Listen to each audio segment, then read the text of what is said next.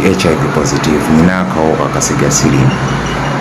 Bankebedde recently nabadde mu ddwaliro ne bansanga nina HIV positive akawuka ka sirimu. Omwami amanyikiddwa nga producer Diddy, amannya ge amatuufu ye Mugisha Diddy Maka Match, ng'ono musajja munyolo afubutuka mu district y'e Masindi. Yavuddeyo ng'ennaku z'omwezi mukaaga omwezi ogwa Ssebaaseka oba Juni mu Lunyanyimbe omwaka 2024 ng'ayita ku kibanja kye ekya TikTok n'alangirira mu lwatu nga bw'alina akawuka akaleeta ekirwadde ekyamukenenya. Kano akawuka bakayita HIV gw'abadde bwe gutyo oluvannyuma lw'okweyuna akalwalira akamuli okumpi ne yeekebeza ng'ayagala kumanya engeri gy'ayimiridde mu bulamu bwe. Yagenze okukizuula ng'akawuka kaneeno bali butoola nako nnyama ku ggumba, era wenjogerera kaakano yavuddeyo n'ayanjula enteekateeka namutaayika zazzaako eri ebulamu bwe kw'ossa n'eminywanyi gye abamuli okumpi naddala mu kisaawe eky'Endongo. Era yaweze lunye agenda kuvaayo alwanirira okulaba ng'atumbula ebitono eby'abaana bannayuganda abaagala okulikodinga music ku ssente ensaamusaamu kussa n'okubaawo ku magezi ag'enjawulo wate bayinza okwasaganya ekisaawe ky'okuyimba. Wadde wenjogerera kaakano obulamu bwa producer Diddy bulinga obwagootaana era ng'entakera agezaako okulaba ng'alwana adde engulu, naye producer Diddy mu kisaawe kya music ye Uganda tosobola kunyumya abantu bagasse ettaffaali ku music industry n'otanyumya ku producer Diddy. Producer Diddy mu biseera bye yakolera abayimbi nkuyanja okwali Gift of Kado, Sizamani Mafalanga, Morris Asa, Jamal, Diamond Oscar kw'ossa n'omuyimbi amanyikiddwa nga Coco Finger. Oyo ennyimba ze zonna producer Diddy ezaafula Coco Finger ez'amaanyi ye yazikola, era producer Diddy yantegeezaako lumu mu mboozi ey'akafubo gye naliko naye agenda okusanga Coco Finger yamusanga mu bitundu by'Entebbe ng'akuba freestyle n'amugamba kankutwale mu kibuga Kampala nkufuula ow'akabi. N'omuyimbi omulala gwewa ku advise okuva mu kyalo yali omukulu amanyikiddwa nga Mansur Semanda oba King Saha, era ne yamukolera ennyimba okuli ne Sigino. Omuyimbi omulala gwe yagattako ettaffaali yamanyikiddwa nga Edrisa Musuuza bba wa Nyamutoolo, ng'ono yamukolera ennyimba omuli Stamina n'ennyimba endala nnyingi. Ate we nanyumyako naye yantegeeza ebiseera ebyo ennyimba ezo zonna yazikoleranga bwereere nga just oletayo kamasannyalaze oba ennaku zino kye bayita yaka ne mugenda mu studio. Ennyimba ezo zonna yazikola nga talina studio ye mwakolera. Nze omwana Soda kalira nsosootole omukulu ono amanyikiddwa nga producer Diddy obeko ebitono by'omumanyaako gw'ataasobola kumutegeera. Olugendo lw'obulamu bwe olutonotono kuba luwanvu sisobola lumalayo. Subscribinga Export TV tuli ku YouTube, video eno gimpere like ne comment. Owaku Facebook ngenda kusaba munywanyi wange followinga omwana Soda, owaku TikTok nawe followinga wamma tunyumirwe. Obuzaali bwa producer Diddy kigambibwa ono nti yazaalibwa mu kampu ey'ababundabunda oba refugee camp mu lulimi Olunyanyimbe. Eno yali esangibwa mu ggwanga erya Rwanda era nga bazadde be basenguka okwabo be mu ggwanga ly'etu Uganda wakati w'emyaka gya 1978 ng'olutalo olwaleeta Yoweri Kaguta Museveni tibuhabula mu 86 mu buyinza lwakatandika. Bwe baasenga eyo ne bazaala omukulu n'amanyikiddwa nga Diddy Muchwa Match oluvannyuma lw'olutalo okuggwa nga Muzeeyi Kaguta Museveni amaze okululinnya ku nfeete ng'agobaganyiza omukulu amanyikiddwa nga Obote ne banne abalala nkuyanja. Okusinziira ku nnyumya ya Diddy ategeeza bwe yali aweza emyaka egy'obukulu ebiri bazadde be ne bakomawo mu ggwanga ly'etu Uganda butereevu baasibira mu district emanyikiddwa nga ey'e Masindi. Omukulu n'atandika okukakkalabya emisomo wabula olw'obufunda bw'ensawo anti bazadde be abalungi baamufaako. Ono omukulu n'atandika okweyiya mu by'okusoma. Diddy akutegeeza kuva buto nga musajja mukalabakalaba era ng'alina ekitone omuli okuyimba kw'ossa n'okuzina, era yafunako ne basari emu mu kibuga Bweyogerere ku ssomero ery'omukulu eyamanyibwa nga kojja wa Balamu ow'ennaku zino Ssaabavvulu oba minisita.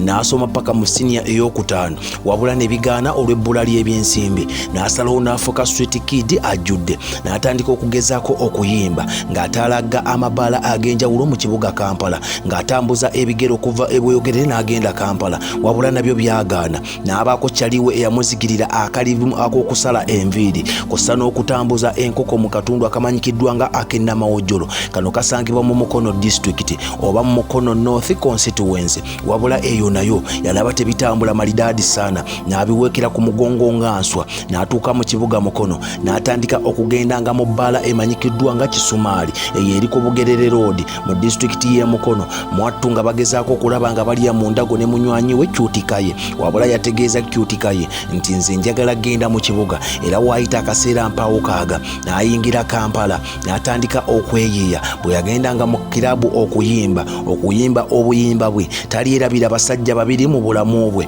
okuli omusajja amanyikiddwa nga MC Cats n'omukulu amanyikiddwa nga Moshi, nti abo baamukubira ddala enkokera. Naddala omukulu amanyikiddwa nga MC Cats yamulemesanga okuyimba, nga ne waba yawandikiddwa nga ye nnamba emu, nga MC Cats tamusoma wamma n'abulwa okuwulira ennaku.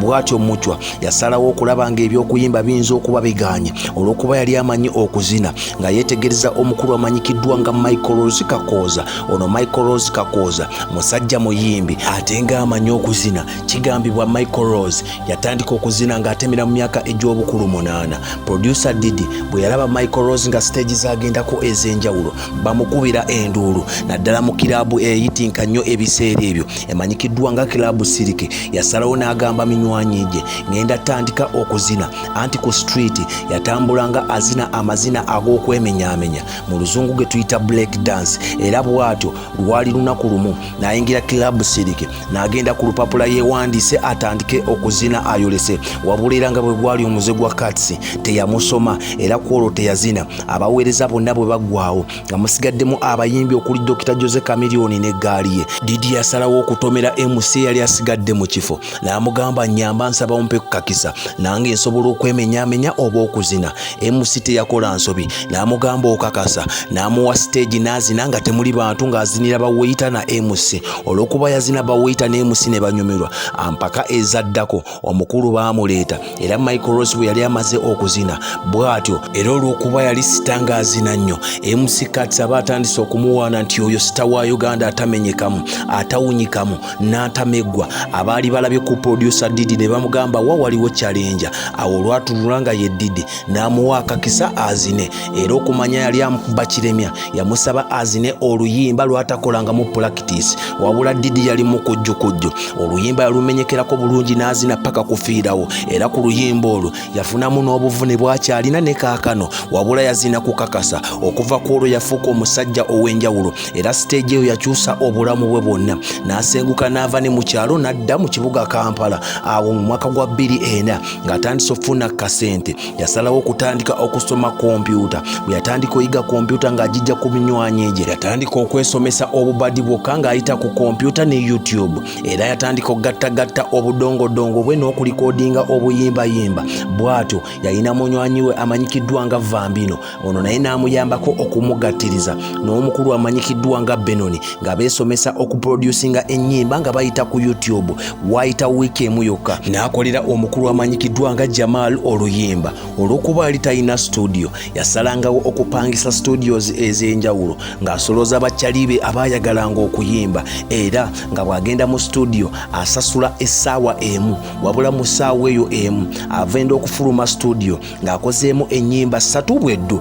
Bw'atyo producer Didi n'atandika okufuuka ow'amaanyi nnyo mu music industry we Uganda, n'atandikawo ekibiina eky'abayimbi omwali n'omukulu amanyikiddwa nga Gerson Wabbuyo, ba King Saha, bonna n'abakwatako n'abawa amafuta. Embeera esajjuka ddi, obulamu bwa Didi bwonooneka ddi okutuuka ng'asiraana n'okutuuka ku ddaala ya leero gy'aliko ng'alinga ekisekererwa. Waliwo omukyala amanyikiddwa nga Jamima Kansiime ng'amannya ge agakola music yeeyita Panado w'abasajja. Mu mwaka gwa 2014 baavaayo ne bakola oluyimba olumanyikiddwa nga Ensolo yange. Olw'okuba producer Didi yali producer ate ng'asobola n'okukwata oluyimba kussa n'okulutemaatema, n'akola video. Bwe batyo ng'ennaku z'omwezi 23 omwezi ogwa Mutunda omwaka 2014 gwennyini baateeka video eyo ku YouTube. Wamma eno yabazaalira ebitukula makaayi byazaalira ensiko, anti ebiseera ebyo omwaka gwa 2014 omukulu amanyikiddwa nga Simon Lokodo Faza yali yeeriisa nkuuli nga bakamuwa obwa minisita mu mwaka gwa 2011 okugezaako okwasaganya empisa n'okulwanyisa obuseegu. Faza Lokodo gwenjogerako yafa ng'ennaku z'omwezi 29 omwezi ogwa Gatonnya oba Januari mu Lunyanyimbe omwaka 2022 era yafiira ku myaka 69 guli bwe gutyo kuba yazaalibwa ng'ennaku z'omwezi 28 omwezi ogwamukulukusa bitungotungo Okitoba mu mwaka gwa 1957. Ono yalagira okukwatwa kw'omukulu ono amanyikiddwa nga producer Diddy n'omuyimbi we Panado w'abasajja era ne bawera ennembebwa ne batwalibwa mu mbuga z'amateeka ng'ennaku z'omwezi 3 omwezi ogwamukulukusa bitungotungo omwaka 2014 baaleetebwa mu Makindye Court batandike okuwera ennemba n'emisango. Wabula ku olwo olunaku omukulu amanyikiddwa nga producer Diddy olw'okuba omusango gwali gumusse mu okola oluyimba olimu amaloboozi ag'ekiseegu kosa ne vidiyo ejjudde okwolesa obwereere baasalawo ne bamutanza emitwalo 2 egya Uganda beddu era n'ateebwa. Ye Panado w'abakyala yatwalibwa direct paka Luzira wabula oluvannyuma ennyo nga wayisa akaseera baamala ne bamuta. Mu kukwatibwa kwa Diddy baatwala computers ze ne batwala disiki ne batwala ebintu bingi ebyasiraanye software ye yonna ne bamutwala. Bino byavaako obulamu bwe okudda emabega nti byonna byali bisaanyeewo. Obulamu bwayongera okumwefuulira era kyaddaaki omwaka 2020 nga covid afuuse baana baliwo. Diddy yabonaabona nnyo n'atandika okweyiyiza mu studios ez'enjawulo n'atuuka n'okusula mu kifulukwa wabula abazirakisa baatandika okumudduukirira ne bagezaako okulaba nga bakyusa obulamu bwe era wenjogerera kaakano alina studio erikodinga music gy'agezaako mpolampola okulaba nga akwasaganya ng'anoonyeza ekigulira magala eddiba era atetenkanya obulamu bwe mpolampola okuyambako abaana bakatandika okulya mu ndago n'abo abaluddewo basita basinia abamwebuuzaako. Wabula yavuddeyo n'ategeeza bannayuganda nga bw'alina akawuka akaleeta mukennenja. Muganda wange ngenda kusaba gwe wenna awagira Diddy gwe wenna omuyimbi nga weetolodde ensonda ez'enjawulo ez'eggwanga lyattu Uganda. Diddy basita bangi be yakola mu ggwanga lino Uganda. Nkusaba osobola okugenda n'omuwagira ku studio ye n'olikodinga naye emusic oba ennyimba tugezeeko okulaba nga tukwasaganya embeera etambule malidaadi saana. Teyavuddeyo kusabiriza wabula akozesa ekitone kyo ne ati ye okulaba nga anoonya akasente kosa n'okugatta ettofaali ku music industry y'eggwanga lyattu Uganda. Nze omwana Soda ngenda kusaba mutaayi wange obubaka obwo mbukulekere era ngenda kusaba osubscribing gw'atannaba kikola. Ngenda kusaba onzikirize tusinkane mu vidiyo eddako. Omwana Soda ku lwa Katonda n'ensi yange Uganda. Export TV to the world.